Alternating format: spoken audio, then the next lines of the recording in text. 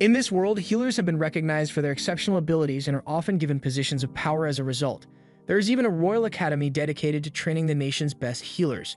As a healer, you are usually going to be classed as first, second, or third rate.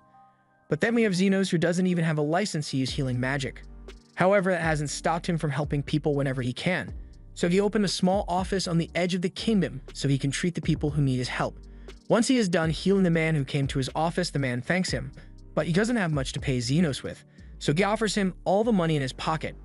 Xenos is fine with it because he's not doing this for personal profit, and after the man leaves, his assistant, Lily, comes in to remind him that he got a house call. Xenos says he's going to head out immediately, so Lily tells him she will have dinner waiting when he gets back.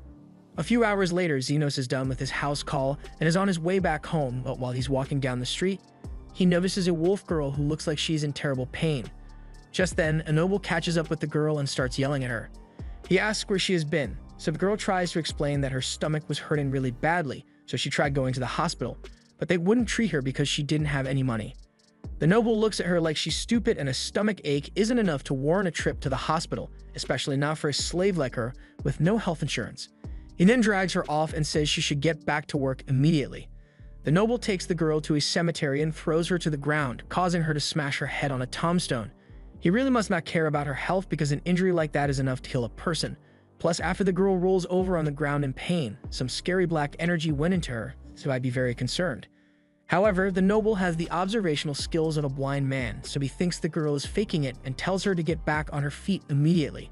She obviously can't do that because of the severe pain. The noble walks over to her body and threatens to put her in one of these graves if she doesn't listen to him. But she can barely move, so he proceeds to kick her across the floor. The noble is sick of waiting around for her, so he says she should hurry up and start looking around the cemetery for anything of value. He then starts walking away, and maybe it's the severe pain or the fact that she got possessed, but the girl snaps and slashes the noble across the stomach. The noble is in disbelief at first because he has never been injured so badly before. He tries reasoning with the wolf girl, but then he remembers how he was kicking her a second ago, and she looks like she's out for blood, so there's no point in trying to negotiate. He starts running away at the speed of a light jog because that's as fast as he can go, and the noble definitely would have died here. But by some miracle, Xenos happened to be in the area, so he runs to him for help. He tells Xenos that his slave went crazy and is trying to kill him, but Xenos saw the way he treated her back on that street, so he is pretty sure that the noble deserved it. The wolf girl eventually catches up with the noble, so he begs Xenos to save him. Xenos takes one look at her, and he can clearly see the dark energy around her, so he asks the noble what he was doing when the girl went out of control. The noble doesn't want to admit that he was trying to get her to rob some graves for him, so he just says he was farming for loot. That's definitely illegal, but he tries to change the topic and reminds Xenos that he's severely injured, so he needs to get to a hospital right away. He even offers to pay Xenos if he can save him from the girl, but Xenos doesn't care about money. However, he also took an oath to save people's lives, so when the girl charges at the noble, Xenos pulls him out of the way in time. The girl then throws a bunch of rocks at Xenos, so he skillfully evades them without much effort. If he is skilled enough to do that, the noble thinks he should be able to kill the girl, but Xenos firmly refuses because he has a strict no-kill rule. The noble tells him to stop spouting that Dark Knight nonsense, because if Xenos doesn't kill that girl right now, then she might end up killing the noble. But Xenos still refuses because as a healer, his goal is to save as many people as possible. And immediately after saying this, he proceeds to punch straight through a rock that the girl threw at him. And I'm pretty sure healers can't normally do that. Xenos can tell that the girl is incredibly fast. In fact, she's way faster than a demi-human should be, so he knows something is wrong. He doesn't want to hurt her too badly, so as the girl tries to slash him, he pulls up a shield, and as soon as she makes contact, she gets flung backwards into a nearby building. Incidentally, this also causes a piece of the building to collapse right next to the noble, and Xenos is fast, so he totally could have saved the noble, but he simply chose not to. Now that everything is calmed down, Xenos walks over to the girl's body, and her leg is broken from the fall, so she is struggling to get away. She is still feral, so Xenos lets her bite onto his arm to keep her in one place. He has figured out that she is possessed, so he puts his hand on her head and starts healing her to get the spirit out. He is successful, but he is still a little curious as to what she could possibly have been doing to make a spirit possess her. In any case, he still needs to take care of the ghosts, so he uses his powers to exorcise it. He then turns back to the girl, and now that she's back to normal, he heals her broken leg so she can walk again. The noble sees this as he pulls himself out from under the rubble, and he is amazed that Xenos is powerful enough to heal a broken leg instantly. He is still badly hurt, so be pleased with Xenos to save him, But Zeno says he actually just clocked out for the day, so the noble will have to wait until tomorrow to get healed. The noble knows he's going to bleed out in a couple of hours, so he begs Zenos to heal him right now. Zenos eventually agrees, but he says it's going to cost him extra. The noble doesn't care about the price, so he gives Zenos all the money he has. This is well above the current market rate for healing, so he assures Zenos should be satisfied, but to his surprise, Zenos says this is nowhere near enough. He doesn't usually care about payment, but considering how scummy the noble was acting earlier, Zenos is feeling very capitalistic right now. The noble threatens to report Zenos for extortion, but that wouldn't bother him since he doesn't have a license in the first place. He is technically an illegal healer, but the noble probably knows all about illegal stuff considering the fact that he has been grave robbing.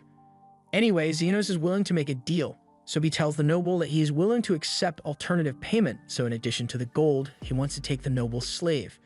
The noble never cared about the girl anyway, so he agrees to Zenos' terms, and as soon as Zenos heals him, he hands over the girl's slave contract. The noble then walks off in a fit of rage, so Zenos sits on the floor next to the girl and waits for her to wake up. When she finally regains consciousness, she is surprised to see a man sitting next to her and asks him who he is. Zenos tells her his name and explains that he just bought her, so from now on she's his slave. With that out of the way, he tells Till to take off her clothes immediately. Till gets flustered and asks him if he's serious, but Zenos isn't joking. He says he paid a lot for Till, so he needs to make sure his property is in good condition. Till eventually does as he says since she can't disobey her master, and once Zenos gets a good look at her body, he can immediately tell what's wrong. He noticed that she was in pain earlier, and that's because she has a gallstone blocking her bile duct. It should be easy enough for him to fix, so he reaches for her stomach and uses magic to perform the operation. In an instant, the gallstone is removed and Till no longer feels any pain, so she asks Zenos what he did. Zenos explains that all he did was open up her stomach, extract the gallstone, and close her back up in a fraction of a second. A totally normal procedure. Zenos doesn't think there's anything special about it, but Till knows for a fact that no other healer could do something like that. She thanks Zenos for healing her, but he tells her a thank you isn't enough. He invested a lot into her, so he's going to need Till to work to pay him back. At first, Till thinks Zenos is going to ask her to service him with her body, but Zenos just wants her to give him directions to a particular plant he has been looking for. Till thinks that's a strange request, but she leads him to a bush with the leaves that he is looking for. She asks him if this is really all he wants from her because she is willing to do a lot more for him, but Zenos says this is enough. He always demands a fair price for the work he does for others, and her helping him find these leaves is all he needed from her, so all debts have been settled. He then tears up Till's slave contract and tells her she can do whatever she wants with her life now. Till doesn't really know what to do with herself now that she's not a slave anymore, but she's free to try all sorts of new things now, and it's all thanks to Zenos. She asks if she can come see him again, and Zenos says that if she's ever hurt, he will be glad to heal her, but not for free of course. Meanwhile, back at home, while Zenos was out working, Lily began preparing dinner. The food smelled so good that the resident ghost, Camilla, had to come down to see what was cooking. Lily notices her, and Camilla says she's excited to taste Lily's cooking, but the food won't be ready for a while, so she's going to have to wait in her room. Just then, a girl named Zofia came in looking for Zenos, but Lily tells her that he's out on a house call, so he's not here right now. Zofia was hoping to get Zenos all to herself by coming early today, but since he's not here, she decides to wait until he gets back. It looks like Zofia wasn't the only one who wanted to see Zenos today, because a few moments later, Linga shows up looking for him as well. Lily informs her that Zenos isn't here, so Linga says she'll wait, but she's surprised to see that Zofia is already here. She was hoping to lick Zenos all over while he inspected her body, but now that plan is ruined. A few moments later, an orc girl named Lou bursts through the door, so Lily goes to meet her and says she can join them inside, but only after she fixes the front door she broke. Lou likes Zenos too, but she actually came because she could smell Lily's cooking a mile away, and she really wanted to try it. Eventually, Lily is done cooking, so she was off to finish a couple of her chores and leaves the others in the kitchen. The second that Lily leaves the kitchen, the demi-human girls can no longer resist the smell of Lily's food, so they all go to give it a taste test. But they're definitely smart enough to know not to empty out the entire pot. Never mind, that pot looks pretty empty now. The three are starting to realize how badly they've messed up because Lily is definitely going to be mad once she gets back.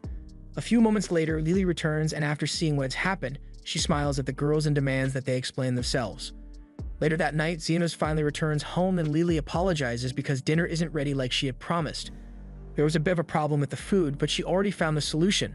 She sent the girls out to gather ingredients for her to make a new dish, and by the time they return, they brought way more ingredients than she expected, so Lily will be able to make a feast night. But before that, she knows Xenos must have been working hard all day, so she says she'll prepare a cup of tea for him so he can relax. This was the end of episode 1. Subscribe to not miss the next part.